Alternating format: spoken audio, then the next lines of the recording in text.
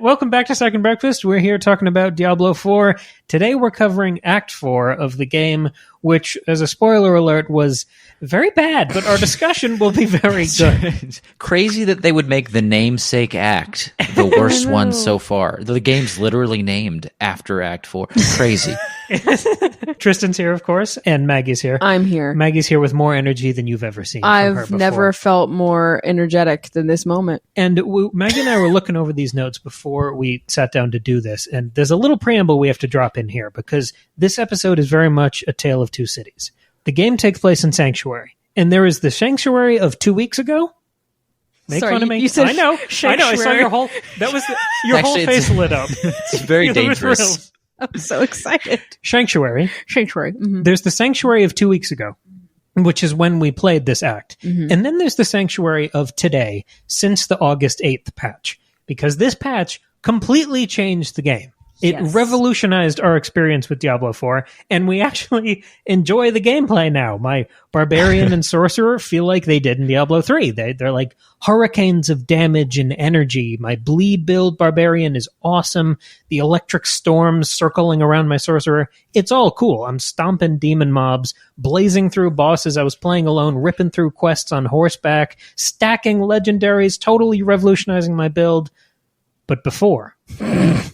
in the bad times 2 weeks ago, Maggie and I got home from vacation, and the last 4 days vacation, we couldn't stop talking about. I just want to get home. And play Diablo. I can't wait to play Diablo. It's going to be great. We're starting a new act. It's going to be fun. And we didn't know, because the patch that ruined our experience of Act 4 had come out while we were away. Yeah. And the whole community was in open rebellion. So the current, there have been two patches. All right. Yes. So as up until the last episode that we did on Act 3, right? We had been playing with unpatched, right? It was the fresh newborn babe of the game. Right. They had the beta to work through, and they fixed some stuff after that, but it was pretty much the way that it released. Then the patch that they are talking about right now happened, and it just totally destroyed and nerfed a lot of what made the game fun.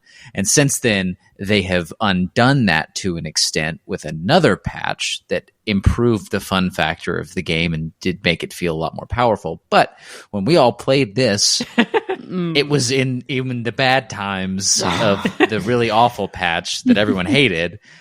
And so that's sort of informed part of our experience. Yeah. And to avoid confusion, the bad patch is patch 1.1, and the great patch is patch 1.1.1. So there shouldn't be any confusion in the community. None at all. But just to give a little snapshot of the bad times, it was atrocious. Yeah. Maggie and I playing through this act, it was frustrating, endless, boring. It was far and away, I think we agree on this, the worst Diablo experience we've had. Yeah. And that means that our notes for this are written in that time. And we're gonna try to break this up. We're gonna talk about the experience we had when we played through this act. And then after the patch, Maggie and I went back and we played through some of the side content with all of the new fixes. And that was a joy. And we'll talk about that later. And then we're going to end the episode with a little discussion about the core instability of Diablo IV right now, which is this live or die, life or death patch reliance that can completely change things. Great. Well, how about I start us off by recapping the story of Act 4. Sounds great. But first, a quick word from our sponsor. The sponsor is us. We just launched a Patreon, if you didn't know. We're really excited. Cam and I at Second Breakfast, we'd had a Substack for a while, and that was going fun. That was great, but we've decided to move over to Patreon. So if you haven't heard, we have a Patreon. It's $2 a month. You get a bonus episode every month, plus other things that are... access to the whole back catalog of bonus episodes. Fun little personalized messages for each episode we drop, bonus or otherwise. It's a great time. Links and all the things. You'll get a custom feed that you can drop into your podcast player. So instead of our bonus episodes being lost in your email inbox, they'll all be right there for you to listen to. And I think as of yesterday, you can now do that with Spotify too. Yep. For a long time, Patreon and Spotify weren't friends, and now they are. They were waiting for us. Yes. They were like, only when Second Breakfast joins can we do this. That's can something we make to the advertise. Yeah. You did it. We did it. We changed the face of Patreon. So anyway, give that a look. Okay, but anywho, Diablo 4, let's talk about what happens in here. So just a reminder, here's where we are. We meet up with Thaisa, this new character who we said, who is she? She was she had worked with Elias before. No, we think she was the woman we saved from Elias's ritual. Right. Yes, we saved her from Elias. Yes. She definitely was. Yes. So we meet up with her and Lorath, our buddy, and we attempt to use the sightless eye. We then see. I'm also going to say I am just reading the notes Cam wrote, blind. So like this is I'm jumping in hot. Okay. How the sausage is made. So if I stumble, that's why. Okay. And so we then see Lilith and Elias are plotting, and we set off to deliver a message from Lorath to Donan. Donan is the sad dad from Act 2. The sad dad, that's right. With the son who got the spike in his head and turned into a dog guy? Yes. So we find Donan in the Cathedral of Light, and he reveals a plan to trap Lilith in a soul stone like Astaroth. But to do this, we have to attune the soul stone in the Heredric Vault. And so Donan gives us a horse. We now have a horse. We have a mount now. Hooray. That has 80% of the way through the game. I know, it's wild. Yeah, anyway. But so we get a horse. We travel through the woods to find this vault, and Donan is nervously waiting outside. We then enter and we find Nayrel. She's the one whose mom had died, and we met her in Act 1, I think. Yes. And so we collect Donan's helpful notes, and then Nayrel volunteers to join our company. We then regroup at the Forsaken Chapel and discuss the plan. Thaisa steps out to get some air, and gusts of wind catch the group's attention. So we go outside, we look for Thaisa, and she's being held magically hostage by Elias. Dun, dun, dun. Who had tracked, who do you mean by them? Everybody? The group? Us, the Fellowship. Trapped us via the sightless eye. He completes the ritual that he began when we first met, and saved Thaisa in the last act, and he finally summons Andariel, the lesser evil. We then totally foreshadowed, definitely earned big payoff boss of this act. Yeah, it's rough. It's telling that I can't remember the names of any of these characters. Yeah. So then we have a hulking hag boss fight with lots of sandstorms, and Thaisa throws down some rune chains. I assume she means Thaisa. I think Andariel's a girl. You mean... Okay, Andariel throws down some rune chains, I'm sorry. And she teleports around the small enclosure. What gave it away? Yes. Is it her exposed the hag, boobs? yes. Listen, I don't remember a moment of this fight. I'm telling you, this did not stand out to me. It was rough times. Okay. So, so she throws down these rune chains and she teleports around the small enclosure. I remember this now. She then attacks us with chain whips and all of her extra flailing pincher arms. And then after she's defeated, we regroup again at the Forsaken Chapel. So TLDR, we just keep regrouping at different churches and we fight somebody. Yeah, it's weird. It's 6 quests in this one versus the short 15 that we get in most of the other acts. It's like we're not looking for anything interesting. We're not finding anybody interesting. We're not meeting or regrouping with like anybody in any interesting way. It's just like kind of just running around talking. I sort of took the grumpy notes Maggie and I had and tried to winnow it down into something more fun. But Tristan, did you have any initial reaction to the plot development there? Yeah. I mean, I kind of summed it up whenever I commented on, the boobs? Well, a little before That. That's my response. Boobs. That's all I got. That's all you need. Great. Best part of this act. No. It was just kind of out of left field, right? This whole act, because this entire act revolved around something that should feel like a bigger deal, right? And we just heard of it at the beginning of this act, which was 6 missions long and didn't feel like very consequential at all, right? So, we're like, oh, hey, here's Thaisa. She needs to be saved. Or, you need to meet up with her or whatever. And then she still gets tapped to go ahead and be the vessel for this, new lesser evil, right? Who you've never heard mentioned. They name dropped her like twice in like the 3 missions that you had during this act. But it was never like, it never felt like, oh yeah, this is what's going to happen next. Right. And that name sounds like so many of these other like demon names and stuff. It's like, doesn't stand out Astaroth. at all. Yes. Like it wasn't anything interesting. Yeah. And so what it is, it's like a callback to the first Diablo, I think, where she was a boss. Mm-hmm. And so I guess, again, like we kind of have established in a couple of these other episodes, Diablo is rewarding if you do your homework, right? But you need to go do your book report before you can actually appreciate and enjoy, what this act is and what it means. Mm-hmm. And so whatever, she gets summoned and you beat her. Mm-hmm. And then every other thing that we've seen when somebody gets tapped to be the vessel for a demon, especially like one of the lesser evils, which is one of the big bads of the entire universe, the vessel dies, right? We saw that with Leah whenever she became the vessel for Diablo in Diablo 3. In Diablo 1, right, whenever Aiden sticks the thing in his head and becomes the Diablo in Diablo 2, he's, effectively dead. And then we saw it with Astaroth whenever he shoved it in Urine's face. And game of the year. Yeah, perfect.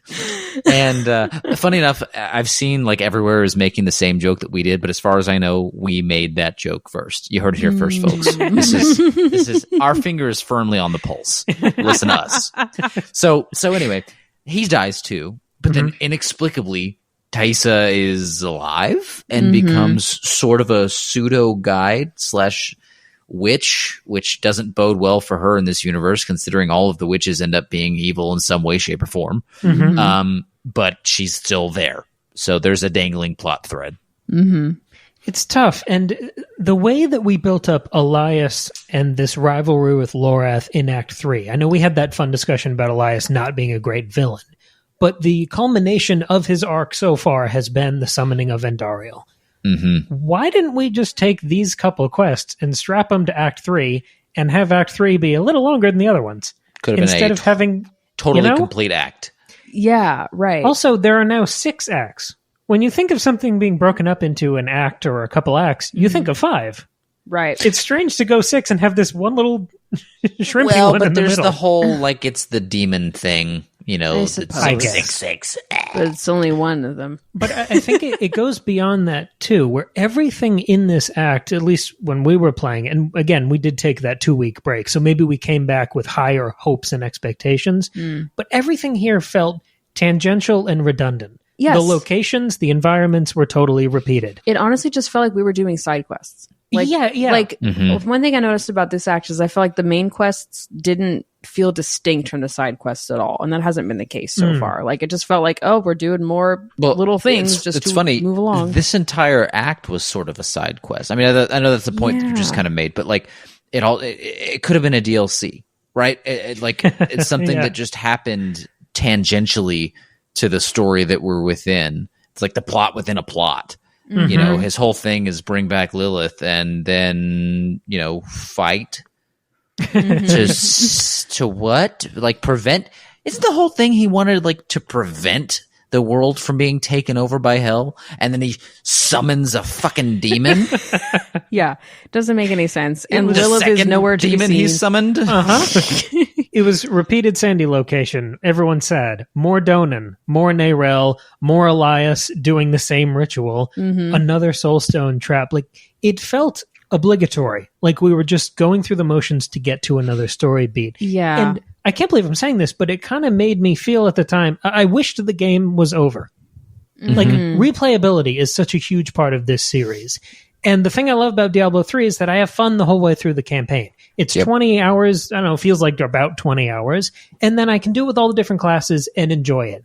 But this being like a sprawling 60-hour thing, that I'm going to have to do 120 dungeons with my 4th class. Yeah. That sounds terrible. It kind of does. I know. I'm like, I can't believe. I mean, it's not like we've been playing this nonstop since it came out. We've had other things going on, but we've been playing it, pretty regularly. And I'm like, it's been out for 2 months and we're only halfway done, but not like in a fun way. Not like in a, wow, I can't believe I have so much left of this game. It's just like, I'm just still going. And we're spreading further and further out. We're wandering further and further away from the main plot, and we're getting less and less Lilith along the way. Yeah, where the fuck is Lilith? I'm so tired of her not being there. I'm like, can we just really we're just going to tease her for 6 acts until we get to the end? She's so good. She's such a compelling villain because it's not so, she's not just so irredeemably evil, which is something that's unique for the Diablo franchise. Right. Yeah. And that's I was so excited in Act 1 and all the promo we'd seen. I was like, oh, this is going to be really, really great. And she was such a good villain. And then she's just disappeared. Her and Anarius and the dead son. It set up, I mean, our Act 1 discussion was euphoric. But even the side content we loved in Act 2, we found stuff to love with it in Act 3. The side quests in this act, one of them was literally bring a guy a water bottle. Another one was go fetch me 20 scorpion glands. Yeah, it was I did that one. Yeah, it was just...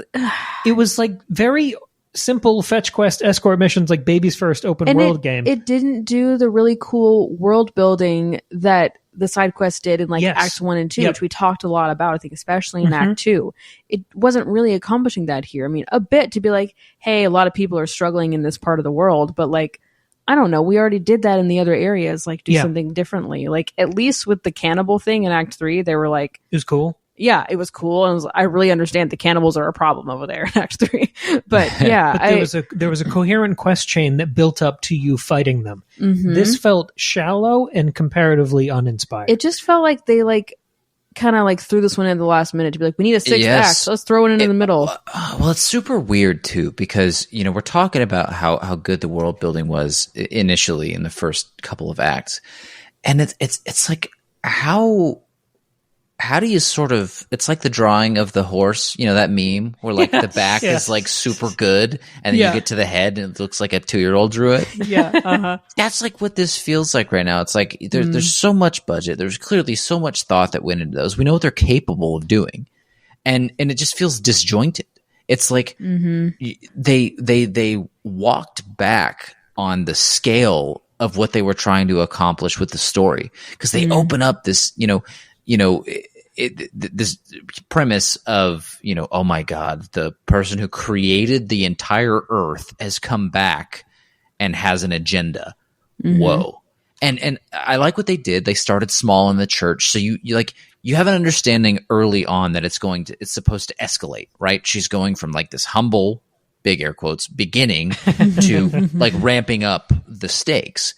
But they stopped doing that. They stopped following the path they laid out. And obviously I have a better understanding of this because I finished the game, right? And so to some extent they do make good on that, but it's different. It's weird to have lost all of the momentum and goodwill that they were establishing. I think it has to, and I hate to be such a downer on it, right? But it's just because it's disappointing, because I expected more from a game that had so much to live up to, so much many expectations to live to, and they had 10 years, right? This game has been in development for at least that long, and why shortchange it at this point? And again, I think it's because of the conflict between making a good game and a good story, and making a game that is good and keeps people coming back for the end game content. I 1,000,000% think that's what's going on here. They they were wide open for the touchdown pass, and instead of keeping their eye on the ball, they were looking to the end zone, right? Of where where does this go from here? Right. And lo and behold, since they did that, they're not even in a good position with the end game, because they keep having to live and die by a patch. How many decimals are we going to get before they get it right? Yeah. And the argument we keep moving the goalposts. You're right that we want to be more positive on this. Meg and I almost didn't want to do this episode because we knew it was going to be more negative. Right. Yeah. But what does that do except to run cover for Blizzard? Yeah. The thing the way we moved the goalpost back in the Act 3 discussion was, the gameplay is sort of increasingly unfun, but at least the story is still compelling. And here the story fell apart. Yeah. And here's where I think we need to talk about the patch that was running when Maggie and I played this. Yeah. Patch 1.1 hung over this experience. It was a slog in terms, this was both of us with different characters that were at level 50. So we had the full run of the character's skills. We were using the meta builds online just to have some sort of chance of enjoying ourselves. Yeah. And so I had done the work of I all the best people out there put together these stats and said, here's a really great necro blood build. And I was like, great. And so that's I didn't make any changes. That's exactly what I did. And it was still not fun. The survivability and damage output were terrible. I mean, this patch was a series of nerfs, making things less powerful. Yes. Quality of life changes that made everything worse. Yes, it was quality of life changes. Exactly. Yeah, right. And to your point before about it's sort of important to be negative, if the community hadn't said, hey, this sucks now, they wouldn't have changed it already. Right. Yeah. There is some utility to this when it is this never-ending, always in progress live service game. Do we know why? Sorry, do you know why they did that first patch in the first place? That made it worse? Yeah. No. I mean, some of it, they changed one of the timers when you try to leave a dungeon. It was usually a 3-second timer. They changed it to 5.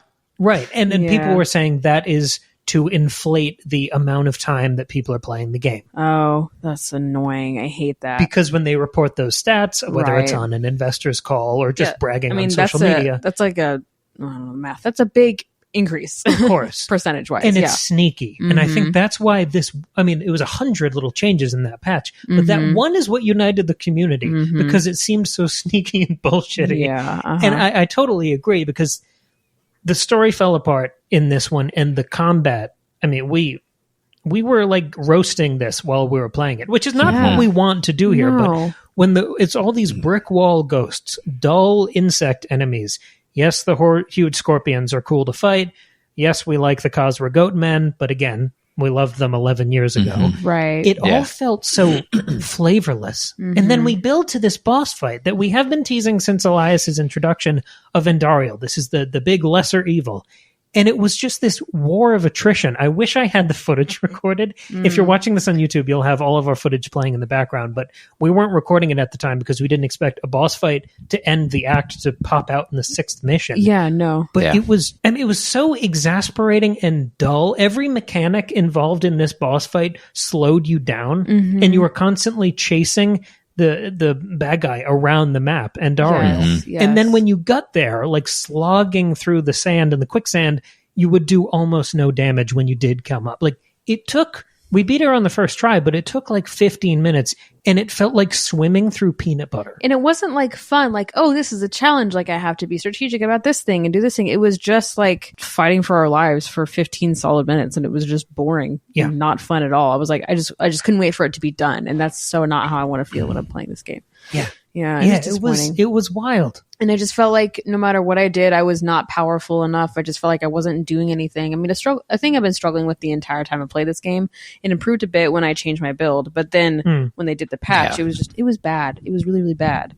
I just didn't feel like I was doing anything. I just felt like I was surviving through it all. It was not good. Yeah, so we're playing on World Tier 1, and it feels too hard and not hard enough at the same time. Yes. That's the struggle we've been having. It was 2. You can only go up to 2 until you complete the game, because that's what you have to do in order to access the capstone dungeon that allows you to jump to the 3rd level. I definitely think they're balancing it differently for co-op, because I have been playing in parallel solo with my sorcerer character. And this new patch that fixed the terrible one that we played during, they advertised it saying, we are fixing first priority, the barbarian and the sorcerer.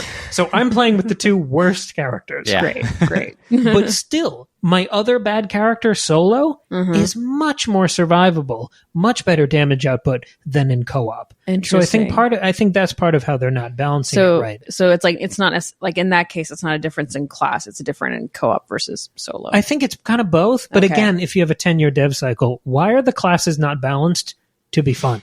Yeah. Like, why can't World Tier 1 feel like Diablo 3 and then save all that swimming through peanut butter punishment shit for the higher optional difficulty? Do you know what I think?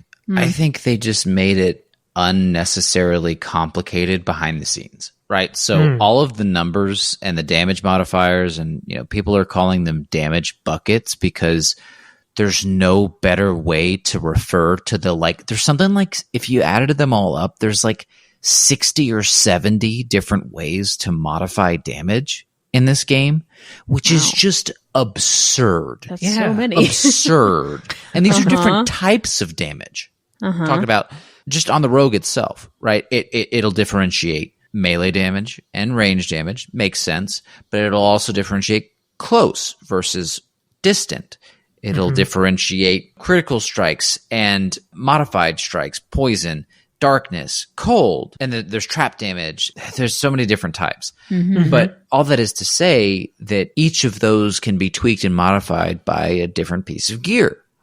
And so the damage buckets make it unnecessarily complicated because it makes it really, really hard to figure out a type of damage that you want your build to be centered around, because the odds of you getting the perfect gear that manipulates and modifies and increases the damage type that you're going after is so monumentally low. Yeah. And it's so expensive with the gold in game to re-roll specific stats.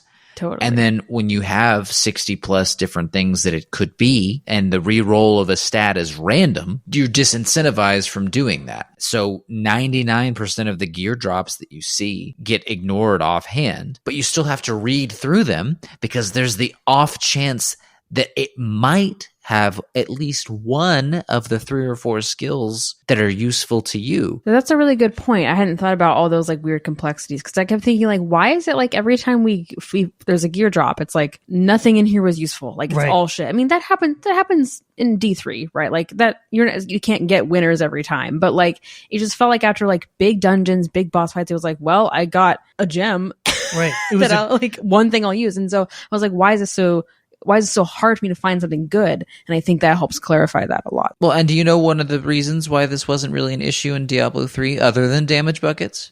Because of the nice, convenient little red and green, plus or minus. My God. It just told you offhand if it was better, if it helped your stats. When you've got so many stats at play, and like your background stats like strength, dexterity, and all that stuff, number one, I don't know what in the fuck that's affecting. I've never known what those do. I have no idea. I've never known. Right? Like, what's important to your character, right? Because they tell you that.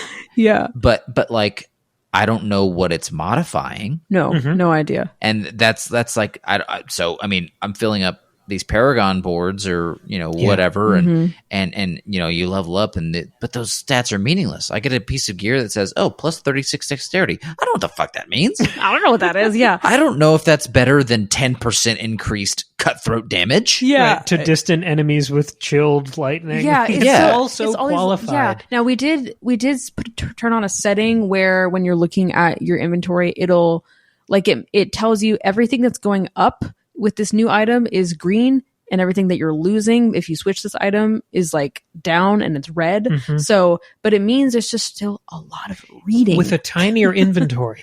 Yeah. So you got to stop and just read a novella before you can. Yeah. And you're like, I don't know. Like, I mean, that's like this in all games. Like, I'm not like complaining that there's like complexities and the stats that different gear gives you, but it's just too much and it's not fun anymore. And it's not just any game. It's a Diablo game. Like, this is the formulation Maggie and I came to while we were playing. Part of the fun, like there is a call and response. There's a setup and punchline that was the magic of Diablo 3. It was putting in all the time and effort of curating a great build. And then the reward for doing that properly and contrasting all of these different skills, the reward is that you then get to stomp hordes of demons. And then if you want additional challenge later, it's available in the end game. But in Diablo 4, there's none of that payoff. There's none of that reward.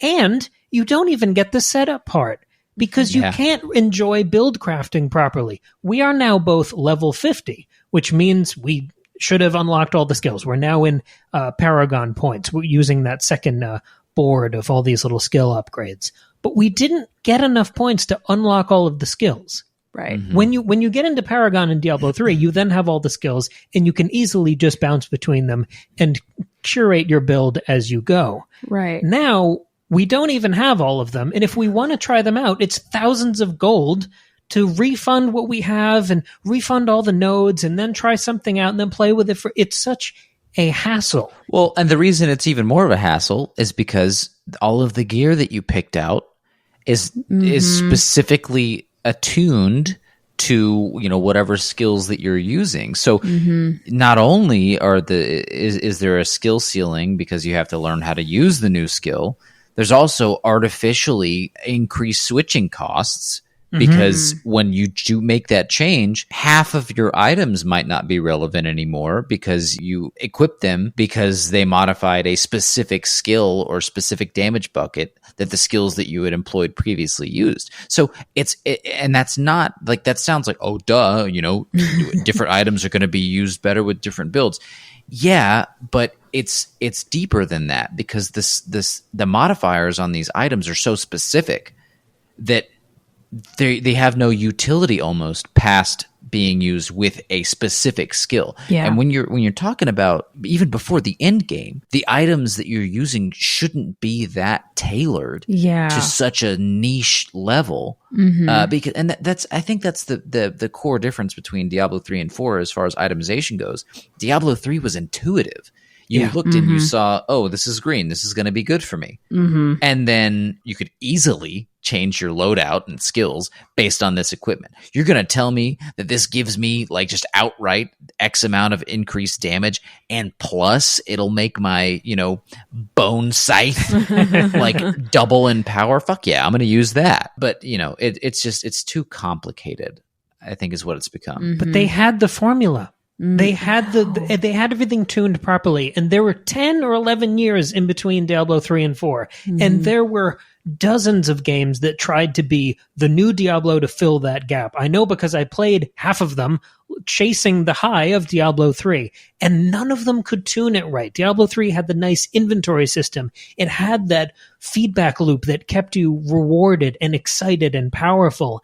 They had all of those systems tuned perfectly, and they just throw them out the window. And every replacement and change they made, like I was thinking about the Diablo 3 endgame, which is increasing difficulty. You're in a Nephilim rift with hordes and hordes of enemies. It's like 20 minutes. It feels kind of bloated, but the challenge is fun. Yeah. The Diablo 4 campaign feels like the Diablo 3 endgame. It feels too bloated. It feels too difficult. It goes on too long. And the story's not compelling enough. Right. Yeah, That's the other thing. It doesn't feel like I don't ever pay attention to what's happening story-wise in the Diablo 3 endgame, because that's not the point. Now, is that our fault?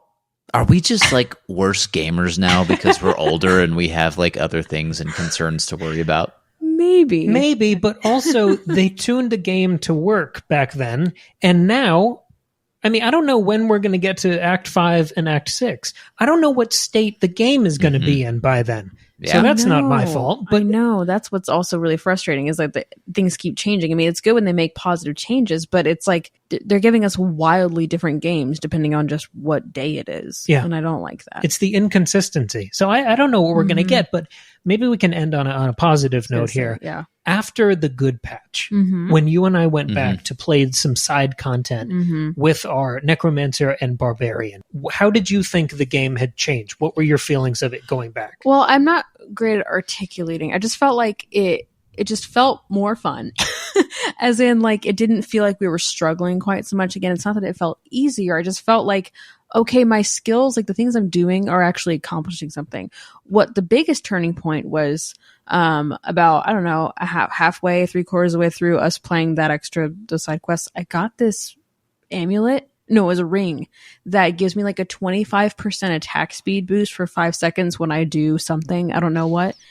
And that was like a wild change. Like I've been saying this whole time that I just feel my character is slow. Like my movement speed is slow. My attack speed is low. Not a very good test taker. No, just real slow. I just feel like I keep trying to like any opportunity I have to like up my movement speed, my attack speed, I take it. And it's still like, I just feel like I'm just going like, with my blood skills. Like that's literally how it feels. And I'm like doing everything I can. Okay. And it's been so frustrating, but this, whatever magic this ring is carrying is like giving me this boost, like not all the time, but just at like 5 seconds is a long time when you're in combat. And so it's been like life changing. And I said, I feel like I'm playing Diablo 3 right now. Like, nice. I feel like my skills I'm doing something. I feel like I'm crushing demons. I feel like I've now like gotten really familiar with my build. I know how to use my skills in what order and how to like stack them and make them work together really well. And I feel like that has only clicked since I got that ring. So I'm never going to let that ring go. But that's the legendary drop rate. Yeah. That's part of what they expanded. They fixed that. Right. Yeah. So you're getting more things that really tweak your build. Yeah. But it's like, I don't know. I mean, I saw that stat when I picked that up. I was like, oh, that seems cool. But it wasn't like a thing that was like, oh, that's an amazing stat. I have to have, like, I didn't recognize it as one, and maybe that's just me not being familiar with things. But like, if I hadn't found that ring, I think I would still be really unhappy with this game. So I think so I'm glad that is part of that patch that they helped with the drop rates. Cause yeah, we were like never getting legendaries, or when we were, it was like, well, that's not helpful for me. Like the legendary power would be like something for a skill I don't use. Yeah. And again, it's not easy to get the skill to change it over to try it out. And, it's frustrating. Yes. So no, I ran a dungeon, just normal one, for the first time in like 2 weeks last night. And I probably had 4 or 5 legendary drops in that run. And it was like, oh, and the affixes that I saw on them were unique that I hadn't seen before either. So I think they are really trying to bring this back to a good, healthy place. But it's just so tough whenever your entire existence in that game is beholden to a patch. It feels like in these first couple of months post-release, we are still in that beta. We are beta testing their game for them. And it's like, I get it as a player, as somebody who wants to enjoy a game for longer. I like the idea that they want to continue putting attention into it and to take into consideration player feedback. But your game should have been in a better state when you started it so that you didn't feel the need to make these weird nerfs, which inevitably made the game less fun and took people who had anticipated this game for 10 years and made us go, do I really want to get on right now and just grind? Yeah. It has not been fun. And I know that there are Diablo fans who really like that grind. But again, let that be just a higher difficulty level that those fucking freaks that they can do and have fun. Like, power to you. Good for you. I'm so glad you love challenge. Like, you want to play on torment level. Like, congratulations. That's great. But don't make all of us do that. Like, comparing 2 little vignettes, I like you, I got a great legendary on my sorcerer. I had to switch to an electricity build because fire became untenable for some reason. I'm sure it's better now, but whatever. No, I'm electricity. And I got this legendary. Do you remember the Crusader in Diablo 3 who would have those rotating hammers around him all the time? It was so cool, and you felt powerful wherever you were going. I got this ability on a legendary that gives me huge balls of energy that circle around me. So now I feel cool, and I'm doing way more damage. I'm surviving better. Compare that to when we played Act 4 with the Barbarian in the bad times. I had such trouble staying alive and generating any resource that I played almost the entire act just using my core skill. Just hacking away at the one trying to generate your fury. Yeah. That was it. That's what I feel like I was doing too in the bad times. I was just like, well, I'm out of mana. I can't do this thing. This thing is on what's it, cooldown. Yeah, I guess I'll just do my little blood spurt thing. We were dragging ass through a dungeon, kiting like 25 enemies just so we could wait for things to cool down and then try to hack them all away together. It was just molasses. Miserable. Yeah. So that patch has been really big. Yeah. So I'm hopeful that like they don't touch anything else or just continue to make it fun. Right. And I'm hopeful that the story improves in Acts 5 and 6, which Tristan will already know the answer to. And it kind of has to, right? Like, we have to pivot back to the main story at some point. I will. Yes, I can say certainly it does get better. I think that Act 4 is like the trough to me, and then it picks up from there. That's why I say, with the knowledge of having finished it, they do get around to making good on that promise of escalation. That's good. This was a weird blip. Yeah, it's unfortunate that we played the worst act during the worst patch. Yeah, true. It was rough. But I'm hopeful things will get better because like I don't want to just give up playing this game. No. Cautious optimism. Because the parts I've really liked and I want to keep liking it. So yeah. And hey, guess what? By the time we're finished with this, Baldur's Gate 3 is going to be out. We'll have much more material. I'm so excited for that game. It's going to be fun. I love Dungeons and Dragons, but it's so hard to play a game because you've got the onus of somebody having to be the DM, and that's tough. I would love to do it myself. I don't have time to do that. So if Larian is going to set this game in front of me and said, we'll take it from here. We'll be the DM. You can do anything that you could do or would want to do in a regular D&D game. Come on, take my money. I wish that it was not coming out so late on PS5 because that's what I'll be playing it on. On my birthday? Yes. I will be getting it day one. And did you see their little statement in their little FAQ on their website saying no DLCs. It's a finished game. No microtransactions, no nothing. We love that. I love that. I am excited for that. This has given me an appetite for a complete product. Yes, that's going to be really fun. So that's Act 4. Cool. We'll be back hopefully in a couple weeks with Act 5, which is hopefully a lot better. I sure hope so. Until then, we are Second Breakfast Pod on everything. Most importantly, right now, Patreon and YouTube. Those are both flourishing. Go check out the Patreon. We've got bonus episodes and a whole back catalog of all the other funky, weird stuff we've covered. I stuck my foot in Cam's face. I'm sorry. All right, that's it. We'll see you on Friday with a brand new episode. Bye. Bye.